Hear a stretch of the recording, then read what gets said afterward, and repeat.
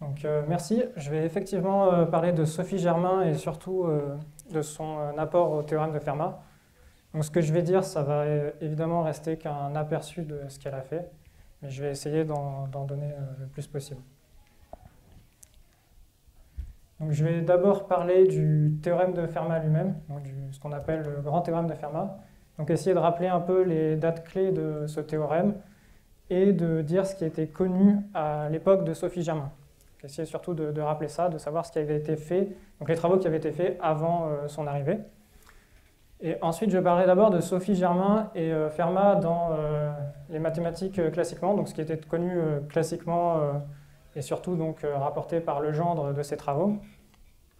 Et en dernier, je parlerai vraiment de ce qu'elle a fait elle, donc des manuscrits qui ont été retrouvés et donc des différentes approches qu'elle a eues au théorème de Fermat, parce qu'elle n'a pas non seulement fait un seul théorème qui est le théorème le plus connu, mais elle a vraiment eu différentes approches, et donc ce que j'ai regroupé en 3 attaques différentes. Donc d'abord son plan pour démontrer le théorème de Fermat, ensuite quelque chose de plus concret, donc les solutions, elle voulait montrer que les solutions doivent être très grandes, dans un sens que je préciserai, et enfin son attaque pour un exposant particulier. Donc le théorème de Fermat, qu'on devrait maintenant du coup surtout appeler le théorème de Fermat-Wiles, peut s'énoncer très facilement. Donc c'est un énoncé qu'on peut voir au collège.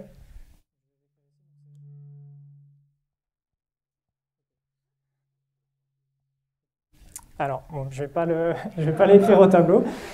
Peut-être, non, de ce côté ça va faire pareil, j'imagine. Bon. Comme ça? Ah ouais. D'accord. Bon. Donc c'est x puissance n plus y puissance n égale z puissance n. Donc ça c'est l'équation qu'on regarde, et on veut la résoudre en nombre entier. Et on parle de solutions entières non triviales, parce que tout le monde sait bien que 0 plus 0 égale 0, donc on a toujours cette solution qui est triviale à cette équation. Et donc Fermat énonce autour de 1637 qu'il n'y a pas de solution entière pour n plus grand que 3, et ce sera démontré par Wiles seulement 350 ans après, donc en 1994. Sa démonstration, elle a été assez étonnante, parce qu'en fait, ce que Wiles démontre, c'est la conjecture de Taniyama-Weil, et quand cette conjecture a été faite, personne ne se doutait que ça avait un lien avec le théorème de Fermat. Donc ça a été assez étonnant. Et donc j'ai noté ici ce que vous pouvez voir dans l'exposition. Donc il y a deux choses à voir dans l'exposition en lien avec ça. Donc il y a l'article du Monde et l'article de Wiles dans les Annales des mathématiques.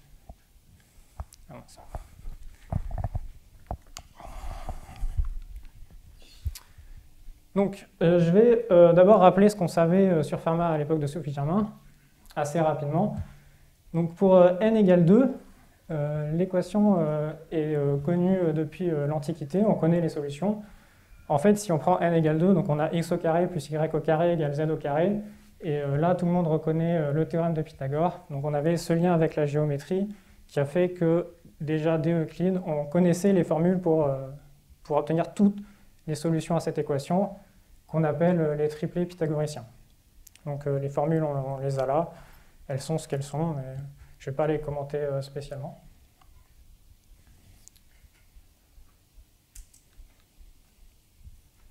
Ensuite, ce qui a été fait, c'est des cas particuliers.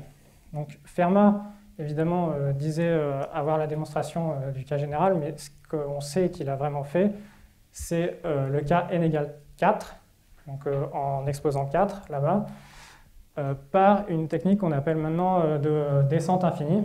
Donc ce que fait Fermat, c'est qu'il prend une solution de cette équation, et à partir de là, il en construit une qui est plus petite en un certain sens, et donc il peut répéter le procédé pour en obtenir une encore plus petite, et on voit comme ça qu'on peut descendre infiniment, et on arrive à une contradiction. Il fait ça en utilisant la connaissance du cas n égale 2, évidemment, en disant simplement que 4, c'est 2 fois 2, donc on a des liens entre l'équation pour n égale 4 et n égale 2. L'autre cas qui est connu, c'est le cas de n égale 3, qui est fait par Euler. Donc la seule chose que je voulais dire sur ce cas-là, c'est que Euler introduit de façon assez historique ce qu'on appelle aujourd'hui les entiers d'Eisenstein, donc une sorte de généralisation des entiers relatifs. Donc je le remarque parce que au début du XXe siècle, ce genre de généralisation des entiers, ça va donner la théorie algébrique des nombres et ça va être assez important. Et Euler avait déjà un peu utilisé cette chose-là. Et donc voilà. Donc, surtout, ce que je voulais dire sur ces deux points-là, c'est qu'on n'avait pas vraiment d'approche générale au cas de Fermat, au théorème de Fermat, pardon, avant Sophie Germain. Et on va voir que ce qu'elle a fait souvent, c'était des choses très générales. Donc, tout d'abord, ce qu'on connaît des travaux de Sophie Germain dans la littérature classique, c'est d'abord par un traité de Legendre. Donc, c'est Legendre le premier qui va attribuer deux énoncés à Sophie Germain, en fait un théorème et une table. Donc, le théorème, je l'ai énoncé là. Donc, c'est un théorème qui parle de l'équation de Fermat, et comme je le disais, d'une façon assez générale, parce qu'elle prend un nombre premier impair P, et elle va regarder Fermat pour ce nombre premier impair. Donc elle se fixe pas à un nombre premier particulier, elle veut vraiment tous les regarder. Et donc ce qu'elle définit, c'est un auxiliaire θ. Donc elle demande à ce qu'un auxiliaire... Je vais écrire rapidement et après je reprendrai le micro. Donc, ce qu'elle demande, c'est que modulo θ, on n'est pas de puissance πm consécutive. Et donc, c'est une condition de non-consécutivité modulo θ qu'elle va demander, qu'elle va donner comme définition d'un auxiliaire, avec le fait que P lui-même ne soit pas une puissance πm modulo θ. Et par de l'arithmétique, elle va en déduire que si jamais on a une solution entière non triviale, bon, triviale aussi, mais l'un des entiers, donc x, y ou z de la solution, doit être divisible par p carré. Donc ça, c'est un énoncé attribué à Sophie Germain dans un traité de Legendre. Et Legendre, en plus de cet énoncé, ce qu'il donne, c'est une table montrant que ce théorème, en fait, il est vérifié pour tous les entrées premiers jusqu'à 100. Et donc cette table, a priori, c'est Sophie Germain qui a fait les calculs. Donc on voit qu'elle avait quand même une assez bonne aptitude à faire des calculs pour vérifier, pour trouver des auxiliaires à tous les premiers jusqu'à 100. Donc il fallait faire des réductions modulo θ, regarder des puissances πm. Je pense que la plupart des mathématiciens aujourd'hui auraient un peu du mal à faire des calculs de ce niveau-là.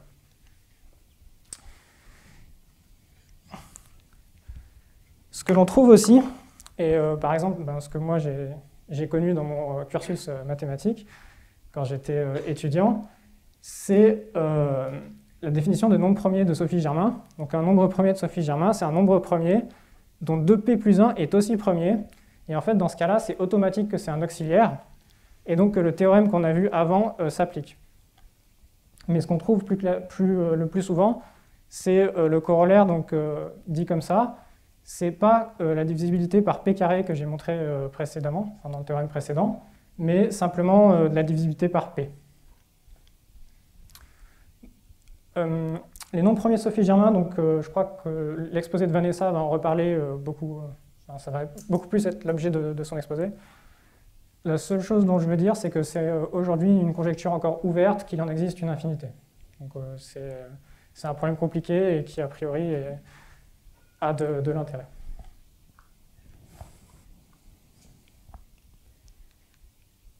Bon. Alors maintenant, je vais essayer de présenter vraiment les travaux qui sont dans les manuscrits de Sophie Germain, et pas ce qui lui a été attribué du coup par Legendre. Donc P, ce sera un nombre premier impair qui sera fixé. Sophie Germain, on a vu dans le théorème de Legendre, elle parle d'auxiliaire à ces nombres premiers. Et en fait, elle, ce qui va l'intéresser, ce n'est pas la divisibilité par P a priori, c'est le fait que θ lui-même, donc on peut déduire que de cette équation-là que θ divise x, y ou z. Et donc à partir de là, son plan, ça va être de montrer qu'il existe une infinité d'auxiliaires à chaque nombre premier. Et par la divisibilité qu'on a là-bas, ça veut dire qu'on aura des nombres entiers qui seront divisés par une infinité de nombres premiers. Et ça, c'est pas possible, sauf s'ils sont nuls, évidemment.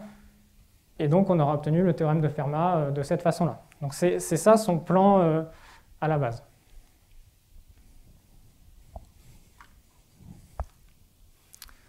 Et donc, dans le but de montrer qu'un nombre premier a une infinité d'auxiliaires, là, Sophie Germain a l'idée de retourner le problème, en fait, et de regarder les nombres premiers donc, de la forme 2 fois nk plus 1, parce qu'un auxiliaire doit avoir cette forme-là, pour des raisons arithmétiques. Donc elle va regarder les nombres premiers de cette forme-là, elle va faire varier n, et elle va vouloir voir que les nombres premiers de cette forme-là sont les auxiliaires d'une infinité de nombres premiers. Donc regarder la chose dans l'autre sens. Au lieu de regarder p, elle va regarder les θ et voir les p qui vont bien avec. Et donc pour faire ça, elle va développer un algorithme pour donner des conditions selon la valeur de n sur les premiers qui vont convenir. Elle fait les calculs pour n de 1 à 5, donc encore une fois, on voit qu'elle n'avait pas du tout peur de faire des calculs et qu'elle avait une bonne aptitude pour faire ça. Et ensuite, elle va introduire une récurrence. Donc son idée, ça va être de faire marcher une récurrence sur n avec son algorithme pour montrer qu'à chaque fois, il y a une infinité de nombres premiers qui conviennent avec un auxiliaire.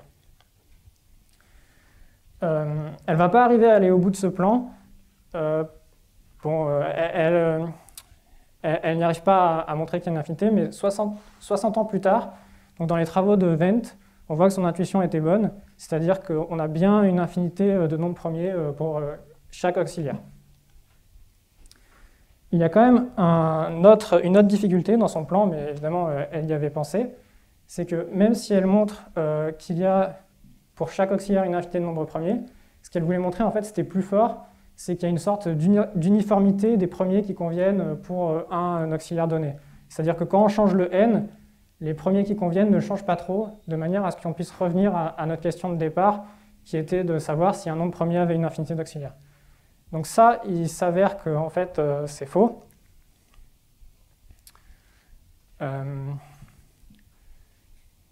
Donc c'est Libri qui montre en 1829 à peu près qu'en fait, tous les nombres premiers n'ont qu'un nombre fini d'auxiliaires, donc le plan ne peut pas marcher.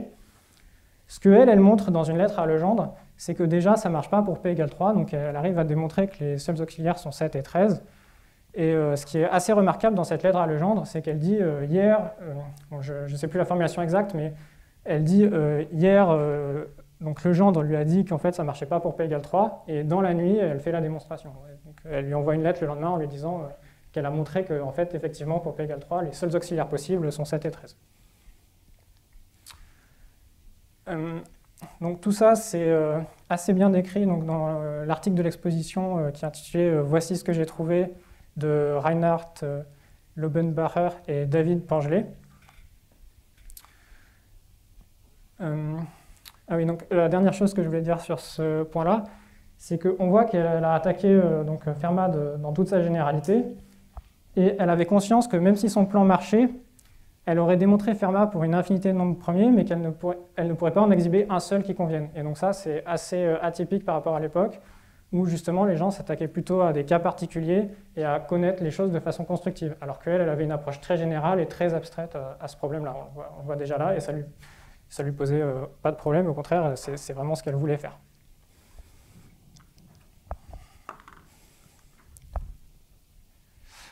Donc, son autre approche au théorème de Fermat, qui justement est plus concrète, c'est l'idée de montrer que les solutions à l'équation de Fermat doivent être grandes. Et donc ce qu'elle veut prouver, en fait, c'est donc le théorème suivant. Donc pour une solution en équation entière, alors l'un des nombres, donc x plus y, ou z moins y, ou z moins x, est à la fois divisible par une puissance 2p moins unième de p et les puissances des auxiliaires de p. Donc par rapport à ce que j'avais écrit au tableau là, ce que l'on a en fait, jusque-là, c'est que θ divise x, y ou z. Et elle, ce qu'elle veut montrer, c'est qu'en fait, tous les auxiliaires divisent le même, et p aussi divise le même. Et donc à partir de là, on voit que s'ils divisent tous, par exemple x devra être très très grand pour que ça puisse marcher, surtout si c'est à la puissance p à chaque fois. Et donc elle fait les calculs pour p égale 5, et elle dit que bah, du coup les solutions doivent avoir au moins 39 chiffres. Donc on voit que pour l'époque, ça dépasse l'imagination d'avoir des solutions aussi grandes. Même aujourd'hui, même avec l'informatique aujourd'hui, ça reste des choses vraiment extrêmement grandes. Donc il s'avère qu'il y a une erreur dans sa preuve. Elle va essayer de la réparer. Et dans les manuscrits où elle essaie de la réparer, on voit on voit vraiment l'étendue de son expertise, parce qu'elle va introduire donc des formes quadratiques et la réciprocité quadratique, donc des choses qui étaient des mathématiques, des professionnels de l'époque, hein, vraiment des experts. Mais encore une fois, même en tentant de réparer son erreur, elle va continuer à essayer de chercher à faire en toute généralité. Elle travaille toujours en toute généralité, alors que Legendre, qui a une approche un peu parallèle à tout ça, lui, il va vraiment étudier spécifiquement le cas p égale 5, et il va arriver à démontrer plus ou moins ce qu'elle voulait, donc ces histoires de divisibilité par θ puissance p, et comme ça, il va montrer qu'une solution a au moins 31 chiffres. Donc c'est pas tout à fait le résultat qu'annonçait Sophie Germain, mais on n'en est quand même pas très loin. Mais du coup, Legendre, lui, il va rester sur le cas spécifique de p égale 5, et vraiment travailler sur ce cas-là. Donc on voit encore la différence entre les deux approches, une très générale et l'une qui se contente de regarder des cas spécifiques. Donc pour terminer, je vais rapidement parler de son approche, de ce que j'ai appelé dans un cas particulier, mais encore une fois, c'est quand même relativement général. Donc elle regarde les nombres premiers de la forme 8k plus ou moins 3, et elle prend n égale 2 fois p. Et elle va essayer de démontrer Fermat pour ces exposants-là. Donc elle va procéder par disjonction de cas. Et c'est dans le manuscrit où elle travaille sur l'équation de Fermat pour cet exposant qu'on a quelque chose qui se rapproche de plus de l'énoncé de Sophie Germain qu'on connaît aujourd'hui. Donc tout d'abord, ce qu'elle montre, en fait, c'est justement que s'il y a un auxiliaire, alors les solutions doivent être divisibles par p carré. Donc c'est exactement ce qu'on avait dans le théorème de Legendre. Elle fait une remarque dans ce manuscrit, c'est que déjà tous les nombres premiers ont toujours un auxiliaire, donc elle le dit en remarque, l'existence d'un auxiliaire, c'est toujours vérifié, et elle dit même, et en plus on peut vérifier qu'il y a une infinité d'auxiliaires. Donc elle pensait encore à ce moment-là à son plan pour démontrer Fermat en toute généralité, et elle croyait vraiment qu'elle pourrait montrer le fait qu'il y ait une infinité d'auxiliaires pour chaque premier. Donc dans ce manuscrit, elle développe des arguments arithmétiques assez techniques pour justement ensuite traiter le cas où la solution est divisible par p carré. Elle fait une erreur donc assez subtile de ce que je dis de primalité relative. Donc finalement, elle n'arrive pas à démontrer l'équation de Fermat, mais ça reste un manuscrit très intéressant et qui montre bien ses capacités techniques. Donc avant de finir, je voulais juste faire remarquer une chose. Donc, dans ces trois approches à Fermat, donc on voit qu'elle avait un plan donc pour démontrer le théorème de façon très générale, et que son plan était voué à l'échec, et donc c'était connu assez rapidement. Donc Livry, je crois que c'est 1829, j'ai dit. Mais le fait que son plan était voué à l'échec, ça n'explique pas que ces idées n'aient pas résonné dans le monde mathématique à l'époque, parce que l'équation de Fermat, ça a mis 350 ans à être démontrée, et la plupart des mathématiciens qui s'y sont attaqués avaient aussi des plans voués à l'échec. Mais c'est justement les idées qui sont développées dans ces tentatives de démontrer le théorème qui ont fait avancer les mathématiques. Et donc pour elle, ça n'a pas été vraiment le cas, donc parce que ça n'a pas résonné chez les autres, et c'est sûrement plus dû à son isolation dans le monde mathématique que justement à ses travaux. Et je crois que ce sera aussi plus l'objet d'un des exposés suivants. Donc je vous remercie de votre attention et je vais rendre la parole à Hervé.